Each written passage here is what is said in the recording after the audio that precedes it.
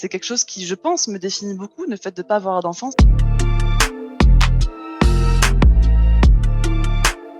C'est une réflexion que j'ai en tête depuis très longtemps. Je n'ai jamais voulu d'enfant. J'ai beaucoup expliqué, j'ai beaucoup argumenté, très jeune. J'étais vraiment fixée dans ma tête à partir de mes 16 ans. Donc je me suis un petit peu renseignée à l'époque. À partir de 18 ans, toute femme en France peut choisir de se faire stériliser. Du coup, je crois que c'était 1 mois après mes 18 ans, tous fiers de moi, je vais voir mon gynécologue. «Bonjour, c'est mon premier rendez-vous gynécologique, je veux me faire stériliser, comment je fais?» Là, le gars, il me regarde c'était un homme, il me regarde avec des yeux ronds.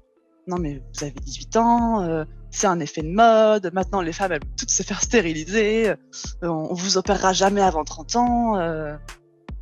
Vraiment, il m'a pas pris du tout au sérieux. Moi, à 18 ans, je me dis: «Bon, c'est un médecin, il a sûrement raison, je vais pas le contrarier», je lâche un peu l'affaire. À 22 ans, donc je sors de prépa, j'arrive à Strasbourg.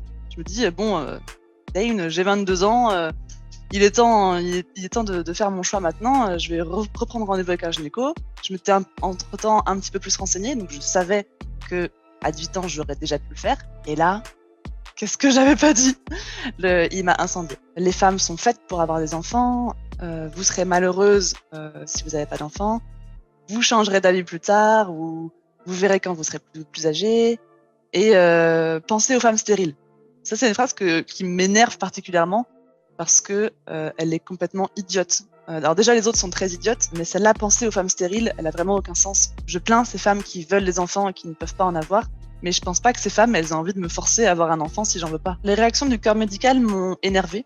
Quand j'ai eu des réactions négatives sur un sujet qui me touchait moi et qui était complètement légal, hein, je leur demandais pas de faire un truc illégal, ça m'a énervée. Pourquoi est-ce qu'on respecte pas mon choix? Pourquoi est-ce qu'on m'écoute pas? Pourquoi est-ce qu'on veut pas m'aider? À ce moment-là, j'étais un peu déprimée, moi, je vais jamais en trouver un. Et à 28 ans, je me suis dit: «Waouh, j'ai 28 ans, dans 2 ans, j'ai 30 ans, j'en ai marre.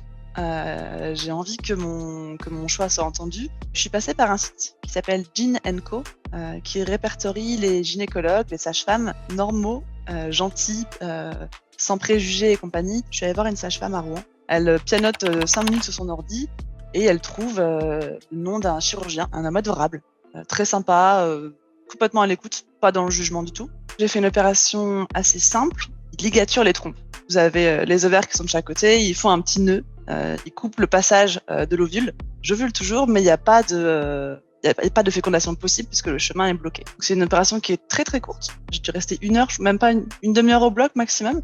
C'est quelque chose qui, je pense, me définit beaucoup. Le fait de pas avoir d'enfant, ça définit autant une personne que le fait d'en vouloir. Tous mes potes, toutes mes copines, toute ma famille savaient depuis des années que je ne voulais pas d'enfant.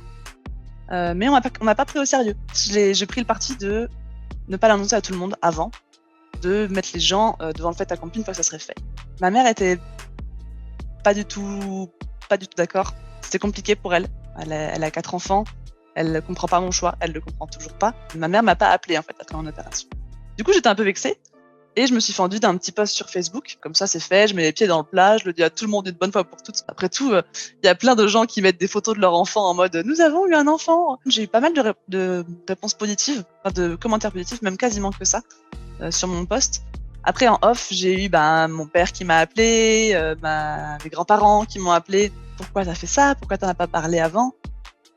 Et j'étais en mode «Bah, si, ça fait depuis que j'ai 14-15 ans que je vous en parle et ils n'avaient pas réalisé». Nous, on commence à en avoir de plus en plus. On a des exemples de femmes qui se sont fait stériliser, qui ont pas eu d'enfants et qui sont très heureuses comme ça.